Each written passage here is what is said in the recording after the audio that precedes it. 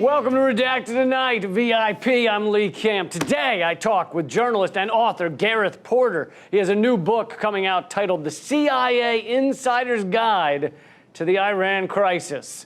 It's co-authored with CIA whistleblower John Kiriakou. Gareth Porter and I will get into how Iran is like Vietnam and why America has not learned anything from our past mistakes. But before I get to that, let's shred some paper.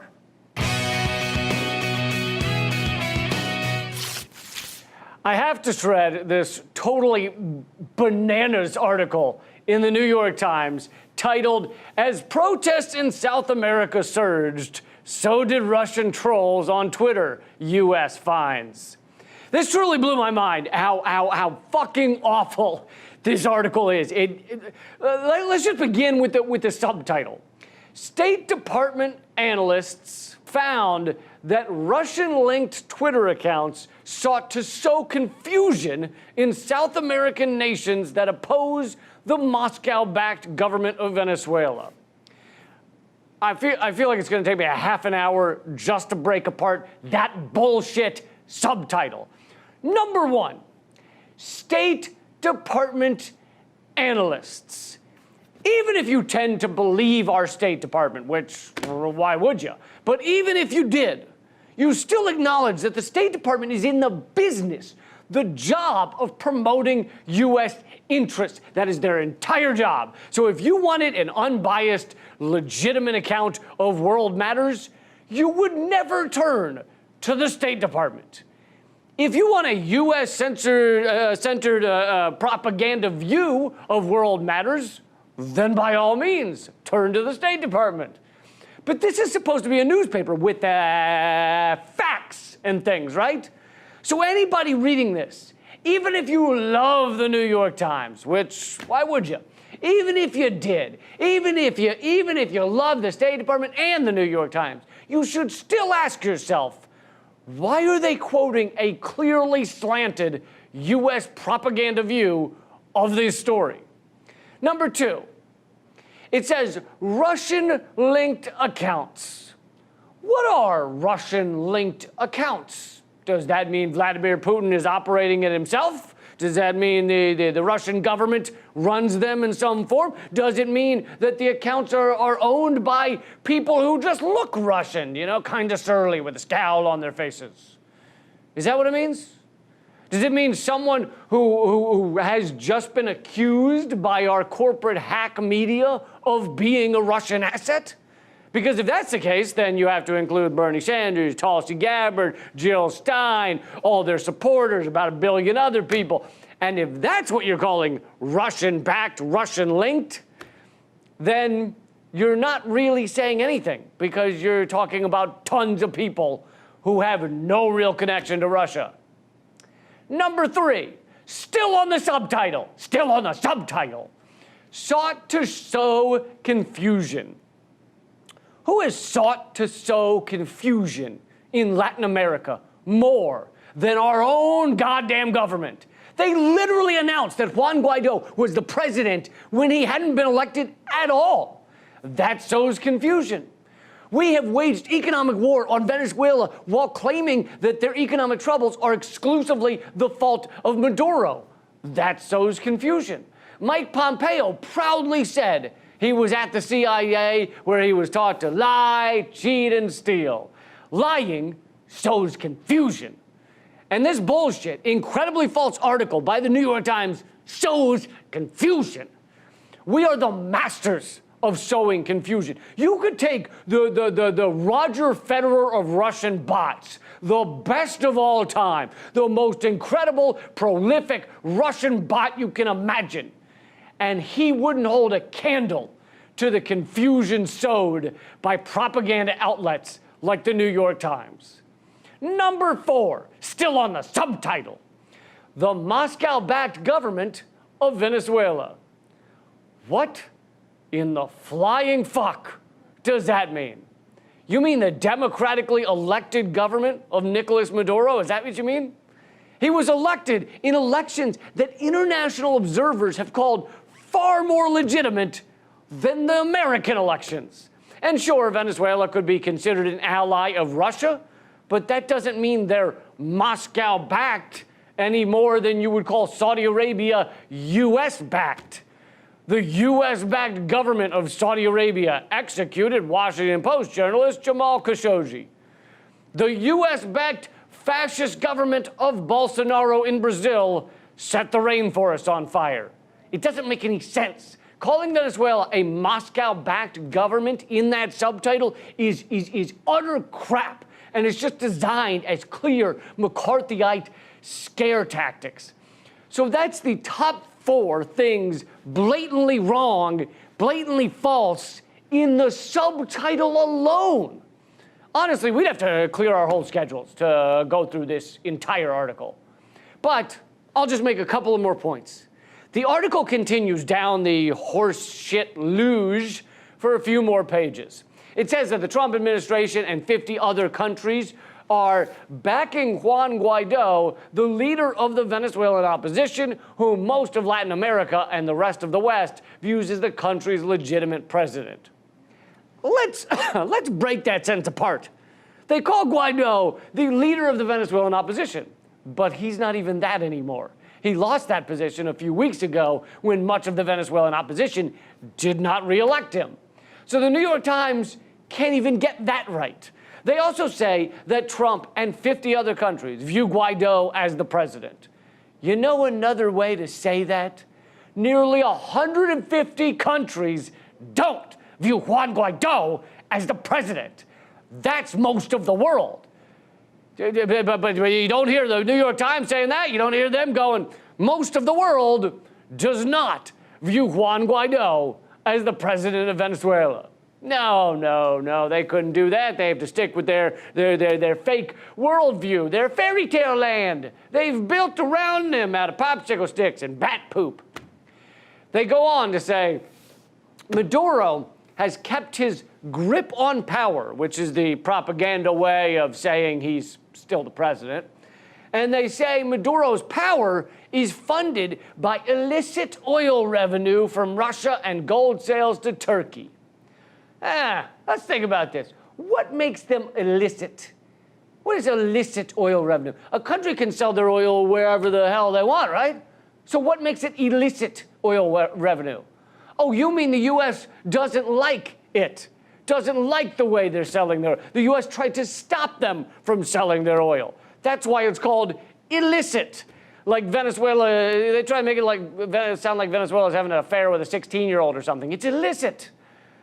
I bet you even Trump voters, even if you asked Trump supporters, voters, even if you asked them whether a country can sell their oil wherever they want, they would probably go, yeah, why not? Sure.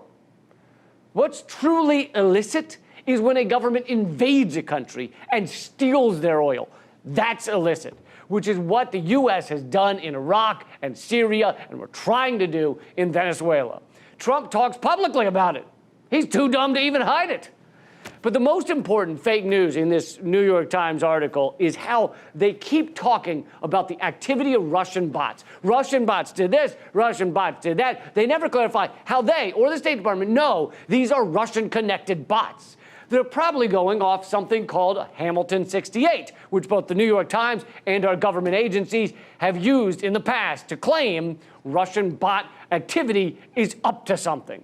But as Dan Cohen explained at the Gray Zone, the Hamilton 68 dashboard is an online project dedicated to inflaming public outrage over online Russian bots, funded by the German Marshall Fund's Alliance for Securing Democracy, which is itself backed by NATO and USAID. Hamilton 68 claims to track hundreds of accounts supposedly linked to Russian influence operations. The effort has largely succeeded in drawing positive media attention, despite one of the founders, Clint Watts, admitting that the Twitter accounts it follows may actually be real people who are not Russian at all. So the Russian bots are not necessarily bots and not necessarily Russian. Boy, that sounds a lot like it's fucking nothing.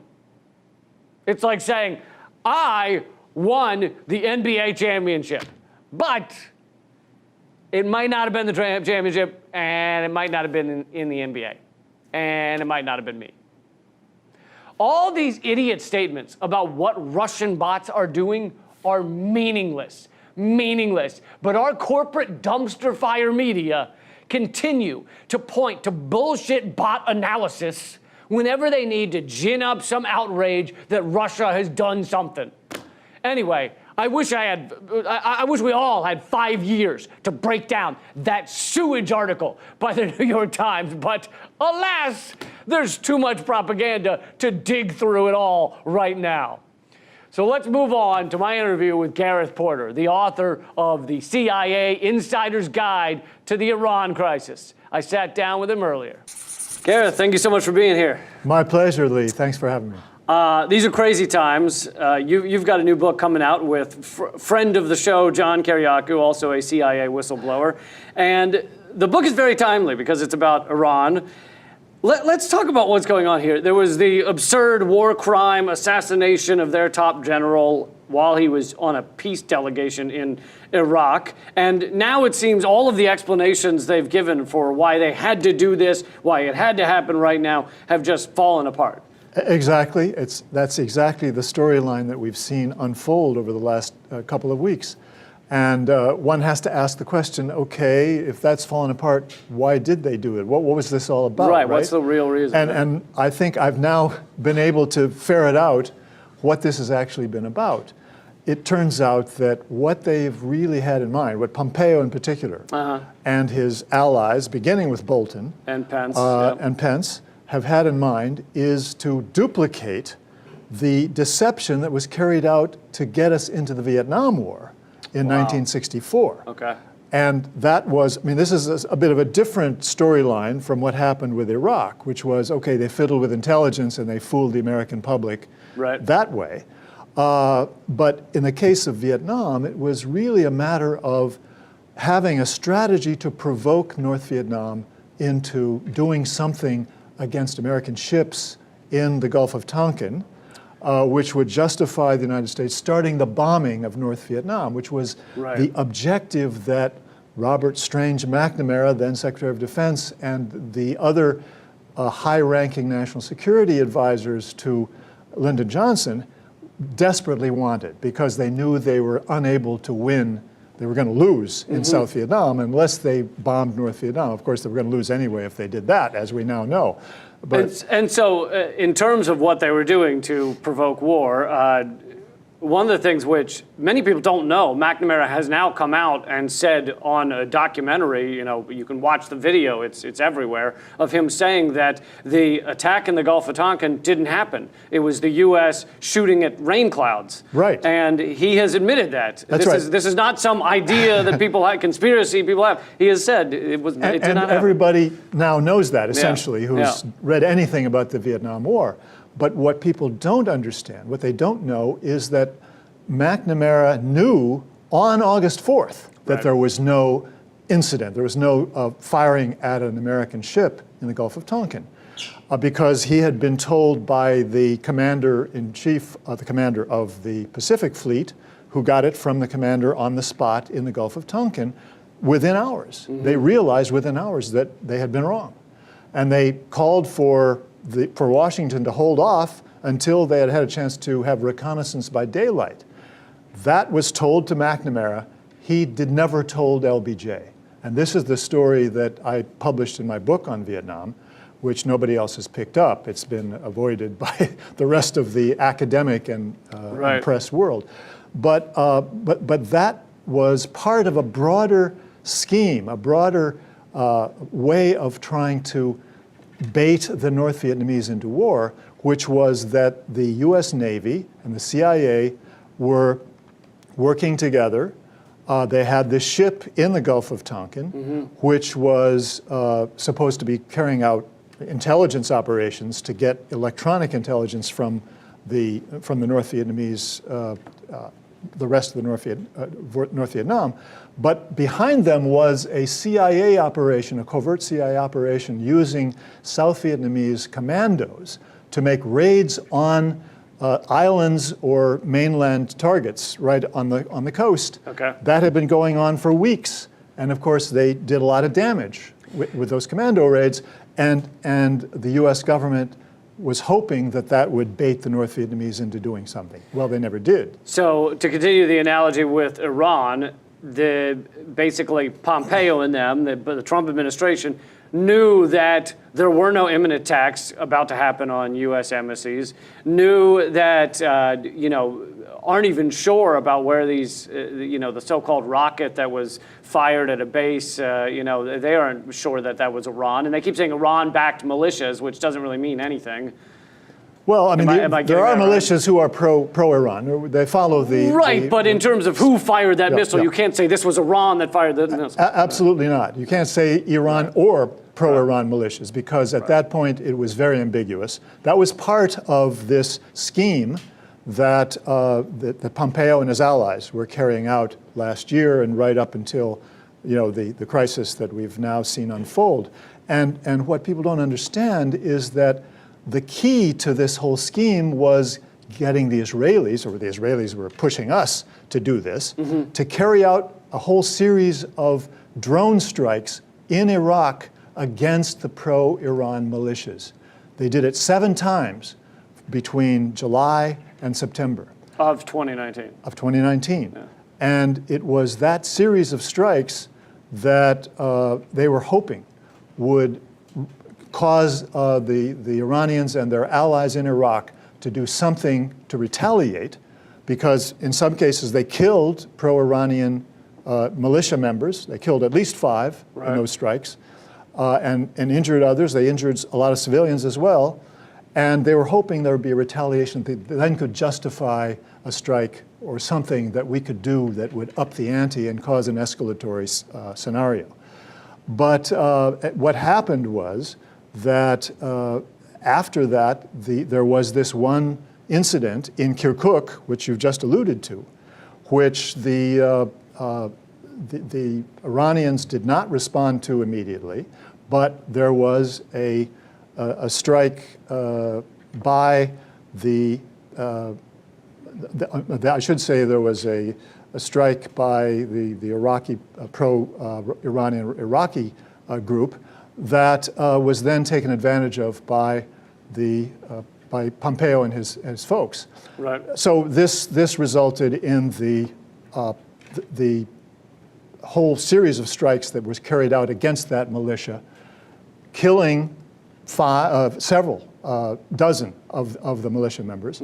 And that angered the militiamen so much that they did the protest against the embassy.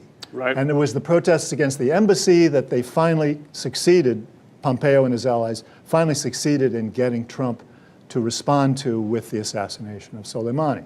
So it was a very complicated scenario, but it was all keyed to the Israelis carrying out strikes that they were claiming was because we were trying to stop weapons from getting through Iraq to the Hezbollah in Lebanon, but that wasn't the reason at all.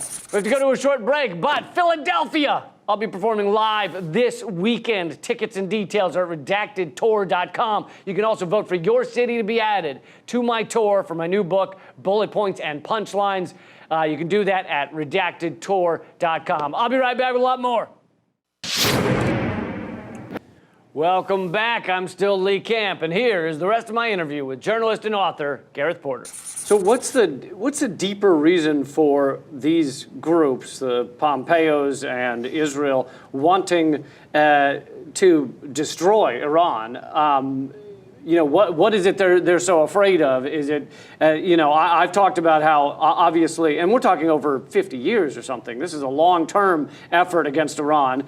Part of it started at least as oil, and I think the central banking is also very powerful, the fact that they're outside of the grasp of any kind of central banking. And then also just having a strong state that is in the Middle East that is not under the thumb of the U.S. and Israel, I think is another powerful one. But what do you think are the I think reasons? It's the last one you mentioned primarily, overwhelmingly. Yeah. It was we could not accept the fact that Iran was refusing to be a client state of the United States. And of course, the 1953 overthrow of Mossadegh was the beginning of that whole policy. At that point, it was We got to stay with our British allies, otherwise things may fall apart in Southeast Asia and the Middle East because they're the ones who are keeping things under control. But eventually it became the Shah, the reliable ally of the United States, carrying out our overall strategy, being, our proxy in the Middle East. And when the Shah was overthrown, they could not accept that they had to give up that idea of having a proxy state in Iran. And so there were continuing efforts to try to bring about regime change from that time on, particularly under Reagan, and then again under George W. Bush, and again, of course, under Trump. I think we've got Bolton and Pompeo definitely going for regime change without any question. And they have the same advisor, by the way. David Wormser was Bolton's advisor, as well as Dick Cheney's advisor during the Bush administration. Okay. He was the one who was whispering in their ear, or rather shouting in their face, you've got to bomb Iran because that's a way to get the people to rise up. They'll be encouraged to rise up against the regime there. And then, of course, Bolton also has been calling for war with Iran for 15 years. And now David Wormser is back as an informal advisor to the Trump administration, and this is another indication of what's going on. So do you have any idea on what happened after the assassination of Soleimani that caused, it seems like some mayhem in the Trump White House, that they backed off? Iran then does this very calculated, we're not going to, or at least not try to kill anyone. We want to just show we're capable of hitting U.S. connected bases in Iraq. And all of a sudden, Trump backs down. So what was the miscalculation? Well, I think the miscalculation was that they assumed, they hoped and generally believed that Iran would do something that would justify an escalation. The United States would be able to retaliate directly against Iran. That's not what happened, and you're right, it was because Iran was much more careful. And what this tells us, a really important point here that has escaped notice, unfortunately, is that Iran's strategy for the past number of months, going back to mid-2019, has been to try to deter the United States by very careful planning of incidents to, you have them shooting down a U.S. drone, and then— which was over their skies. And then there was the drone strike that hit the most sensitive Saudi oil facility. That was Houthis in whether Yemen. Whether it was the Houthis or Iran doesn't matter. It was Iranian technology. And the Americans knew that, and that was clearly done to alert the Americans to say, look, we have the capability to do things that you didn't understand. You better pay attention. Well, and also they continued to try and stick with the JCPOA long after the U.S. pulled out of the deal, because it goes to show Iran was happy with the deal and was fine with not having a nuclear weapon. They want to get out from under this economic war that's on them. Well, absolutely. That's exactly what it showed, but don't expect the U.S. media to pay attention to that or to admit that that's the case, because as soon as they began to, after Trump had completely trashed the agreement and made it worthless, Iran was still trying to, play along and hoping that the EU3 would do something to help salvage the agreement, but the EU3 definitely doesn't have the capability or the will to do it. And so they've gradually withdrawn their own cooperation, or their own completely taking the measures that were called for in the agreement. And it was very unpopular in Iran. They cannot survive politically if they continued to do that. So they had to withdraw. But the U.S. media, of course, plays this as you suggest, a danger or indication of a danger that Iran is going for nuclear weapons, which is completely wrong. Well, that and the ongoing propaganda against Iran that's gone for years and years now, calling them a terrorist state and stuff. And just last week, USA Today, one of their, front page of one of their sections was, Iran is going to hack your automobiles, American automobiles, and basically, drive you into the trees or something like this. Like trying to scare American families in Iowa that Iran's going to get their automobile and drive them into a bush. And it's just incredible. And also the ongoing propaganda about Iran is just dying for a nuclear weapon. They're just love of nuclear weapons. And can you talk about all that? Yeah, I mean, this is the issue that I've spent years of my life essentially tracking down.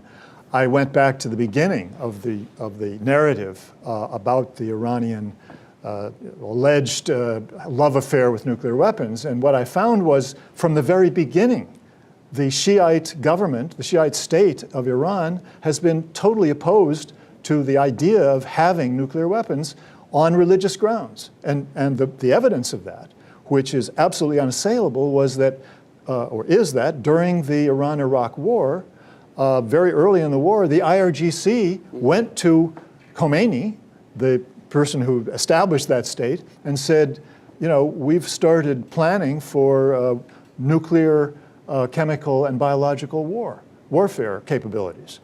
And what do you think? And he said, absolutely not. You may not do any of those things because we cannot own any weapons of mass destruction. It's against our religion. And they did not do anything to have any weapons of mass destruction, chemical or otherwise, during that 8-year war in which the Saddam Hussein regime carried out mass chemical attacks against Iranian troops as well as civilian targets. And again, the IRGC put pressure, or they appealed to Khomeini to change his mind later in the war, and he refused to do it. And no one has come up with any explanation other than this one for why Iran did not use chemical weapons against Saddam Hussein's troops. That they're religiously opposed to, exactly. Killing innocent civilians. And they've continued to stick by that recently. He said, even as Trump's saying, we're gonna obliterate you, we're gonna hit your cultural sites, they've still continued to say, we're not gonna target civilians. And the truth is that Iran is the only state in human history that's ever taken that position, and indeed the only state that has made the argument against nuclear weapons both on religious as well as on practical policy grounds. I mean, they've made the argument, including the present foreign minister of Iran has made the argument for many years that nuclear weapons wouldn't do us any good. They're useless. We don't need them. Gareth Porter, thank you so much. And what's the name of the book that comes out soon? It's called The CIA Insider's Guide to the Iran Crisis, From CIA Coup to the Brink of War. And again, John Kiriakou is co-author. With John Kiriakou. It'll be out in 2 weeks. Thank you so much. Thank you, Lee. And finally, let's go to Redacted Tonight correspondent Natalie McGill, who has a series of tweets from a journalist that went viral for all the wrong reasons. Here's a segment we like to call Shut Your Fucking Tweet Hole. Here's a look at tweets from accounts that we wish Twitter CEO Jack Dorsey actually would suspend, but never will. And if you're a journalist in the business of truth-telling, you could be on Twitter's chopping block any day now. After all, you have the power to expose fraud, the power to expose corruption, the power to telepathically sense when some old dude is going to walk right in the middle of you delivering the truth. But in the case of freelance journalist David Levitt, he decided to use his journalistic power to frustrate a Target employee in a way that would have any of us seeing red. Which isn't helpful since Target is already red the whole fucking time. After a Massachusetts Target employee named Tori told Levitt he couldn't buy an electric toothbrush at the listed price of 1 cent, an obvious price tag mistake, Levitt tweeted, "This Target manager, Tori, is not honoring the price of their items per Massachusetts law." The law he's referring to requires food and grocery merchants to sell any item at the lowest price indicated on an item, sign, or advertisement. Most of us have the common sense to know an electric toothbrush doesn't cost a penny. But most of us aren't David Levitt, especially since most of us wouldn't follow that tweet up with, "I just had to call the police because Target refused to sell me the toothbrush." Did you really have to call armed people to create a scandal over your oral hygiene? As a journalist, you should know this country is full up on scandal right now. Scandal is Forrest Gump on a school bus, and America is the rest of the kids who don't want to give him a seat. Tiger. But David Levitt is Jenny, since they both end up being messy bitches who love drama. Unfortunately, when you're an employee like Tori working at a big box store like Target, you don't have the authority to tell David Levitt that if he really wanted an electric toothbrush, he could just jam his own fucking toothbrush into an electrical outlet. But now that he got the police involved, she definitely can't say that shit. And in his own attempt at gotcha journalism, David Levitt tweeted, "Corporations like Target are not above the law. The police officer told me they'd testify that they saw the price and that the manager wouldn't sell me the item for the price listed." Levitt is right. Corporations are not above the law. But corporations are unethical for much more important reasons than his lame attempt at a viral story. Because he could have used this privilege and position to report how Target bragged in 2019 that it was raising its wage to become a stronger business. Yet in a CNN interview with Target employees, workers say the wage increases are not helping because their hours are falling, making it difficult to keep their health insurance and in some cases to pay their bills. While Target CEO Brian Cornell made nearly $23 million in 2018. Because his tweets were getting ratioed into the next century, Levitt attempted to garner sympathy by tweeting, "I have not been able to afford to go to a dentist in over 3 years. So yes, I wanted a good toothbrush and was thrilled to see such an amazing prize on an Oral-B. But Target refused to honor it, and now I have to take them to court." Hey, do you know who else couldn't afford to go to a dentist in over 3 years? Target workers. Because corporations like to use wage increases as an excuse to cut your hours and your health benefits. And my guess is if David Levitt allegedly can't afford a dentist appointment, he probably can't afford a lawyer to sue Target either.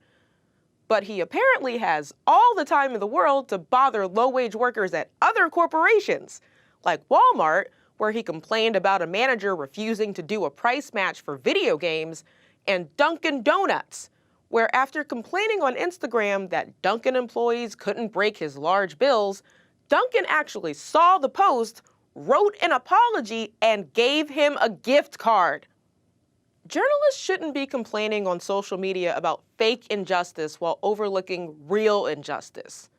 That's what Trump does every day. Which is why I'm surprised Levitt's Twitter banner is the notification that Trump blocked his tweets.